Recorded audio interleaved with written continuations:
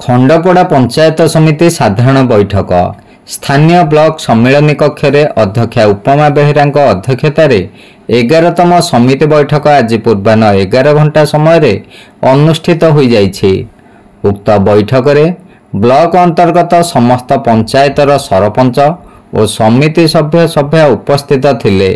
कार्यक्रम में अध्यक्षा उपमा बेहेरा विधायक इंजीनियर दुष्मत कुमार स्वाई समेत समस्त उपस्थित जनप्रतिनिधि और अधिकारी मानक स्वागत करथिले।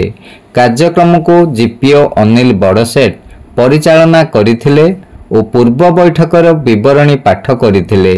पूर्व आर्थिक वर्षर असंपूर्ण कार्यगुड़िक यथाशीघ्र संपूर्ण करने और समस्त उन्नयनमूलक कार्य किपरि शीघ्र कराजिब सेथिपाई बैठक रे आलोचना होइथिला। समिति अंतर्गत समस्त पुराना आर्थिक वर्षर प्रकल्प गुड़ी को गुरुत्व दे शीघ्र काम सारिबा पई आलोचना होइथिला।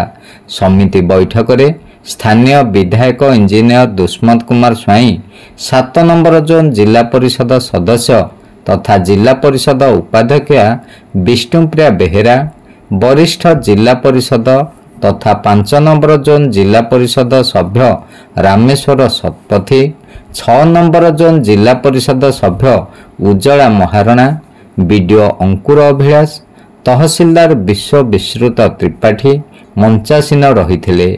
खंडपड़ा ब्लॉक अंचलर समस्त विभागर वरिष्ठ अधिकारी माने उपस्थित रही।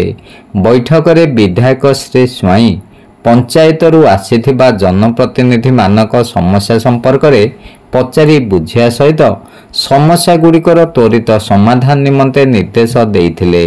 शिक्षा, स्वास्थ्य, पानीय जल, गमनागमन, राशन कार्ड, भत्ता, आवास योजना विषय आलोचना हेबा सह एहार त्वरित समाधान पाई विधायक विभागीय अधिकारी मानकु निर्देश देइथिले। शेषरे अध्यक्षा समस्त को धन्यवाद दे बैठक शेष करथिले। शिवनारायण दास का रिपोर्ट, खंडपड़ा वार्ता।